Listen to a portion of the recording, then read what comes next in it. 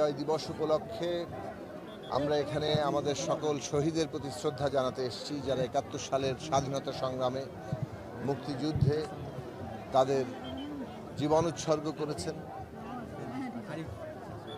মুক্তিযুদ্ধের পরিষ্কার ঘোষিত নীতি ছিল যে এই রাষ্ট্র যেটা পত্তন হচ্ছে, এই রাষ্ট্র তার নাগরিকদের জন্য সাম্য, মানবিক মর্যাদার, সামাজিক ন্যায় বিচার প্রতিষ্ঠা করবে, এবং সেটা করতে হলে একটা গণতান্ত্রিক রাজনৈতিক ব্যবস্থা, রাষ্ট্র ব্যবস্থা আমাদের দরকার।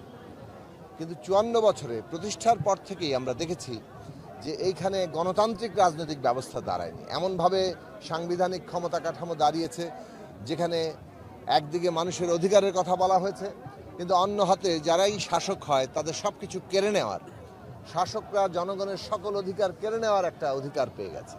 এই রকম এককেন্দ্রিক চূড়ান্ত একচেটিয়া ক্ষমতার কারণে আমাদের দেশে গণতান্ত্রিক ব্যবস্থা দাঁড়ায়নি, যার ফলে সাম্য, মানবিক মর্যাদা, সামাজিক ন্যায় বিচার তো দূরের কথা, ওই প্রতিশ্রুতির বরং উল্টো স্রোতে গত ৫৪ বছরে নানাভাবে আমরা হাঁটতে দেখেছি। সেই কারণে আবারও ২৪-এর অভ্যুত্থান হয়েছে। এই ২৪-এ আমাদের হাজারো তরুণ প্রাণ আবারও জীবন উৎসর্গ করে ৭১ সালের ধারাবাহিকতায় সেই মানুষের যে স্বপ্ন, যেটা সত্যে পরিণত হতে পারেনি, সেই স্বপ্ন সত্যে পরিণত করার জন্য আবারও তারা জীবন দিয়েছেন।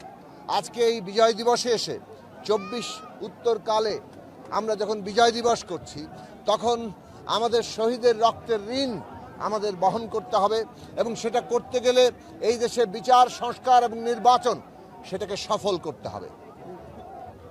আমরা যেমন হত্যাকারীদের বিচার চাই, তেমনি বাংলাদেশ সংস্কারের মধ্য দিয়ে একটা গণতান্ত্রিক ক্ষমতা কাঠামো, একটা গণতান্ত্রিক ব্যবস্থায় যাবে, এটাই ছিল শহীদের আকাঙ্ক্ষা। আর সেই সংস্কার করতে গেলে, নতুন রাজনৈতিক বন্দোবস্ত, গণতান্ত্রিক রূপান্তর করতে গেলে আজকে বাংলাদেশের নির্বাচন অপরিহার্য। কিন্তু আমরা দেখতে পাচ্ছি পতিত ফ্যাসিস্টরা, তাদের দেশি বিদেশি যারা পৃষ্ঠপোষক, তারা আজকে আমাদের অভ্যুত্থানের অর্জনকে ব্যর্থ করে দিতে চাইছে। এবং কেবল পতিত ফ্যাসিস্টরাই নয়, কোন রাজনৈতিক মহল আমরা দেখছি নির্বাচন যাতে পিছিয়ে যায় অথবা নানাভাবে ক্ষতিগ্রস্ত হয় তারও চেষ্টা করছে। আমরা পরিষ্কারভাবে মনে করি বিচার, সংস্কার, নির্বাচন এই মুহূর্তে বাংলাদেশের প্রধান জাতীয় স্বার্থ, এবং যারাই সংস্কার এবং নির্বাচনকে আজকে কোনোভাবে ব্যাহত করবে তারা বাংলাদেশের স্বার্থের বিরুদ্ধে, জনগণের স্বার্থের বিরুদ্ধে অবস্থান নেবে, অভ্যুত্থানের আকাঙ্ক্ষার বিরুদ্ধে অবস্থান নেবে।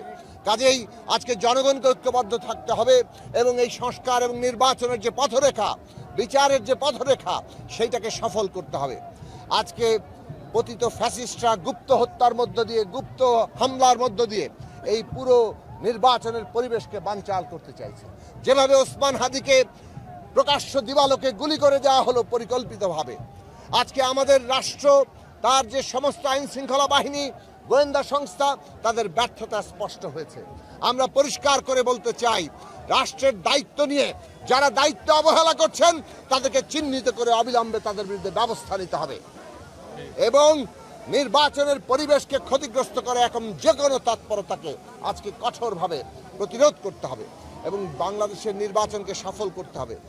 সে কারণে আমরা বলি যে এই যে আমাদের বিচার, সংস্কার, নির্বাচনের যে গণতান্ত্রিক উত্তরণের যে পথ, এখানে আমাদের ন্যূনতম জাতীয় ঐক্যমত্য দরকার।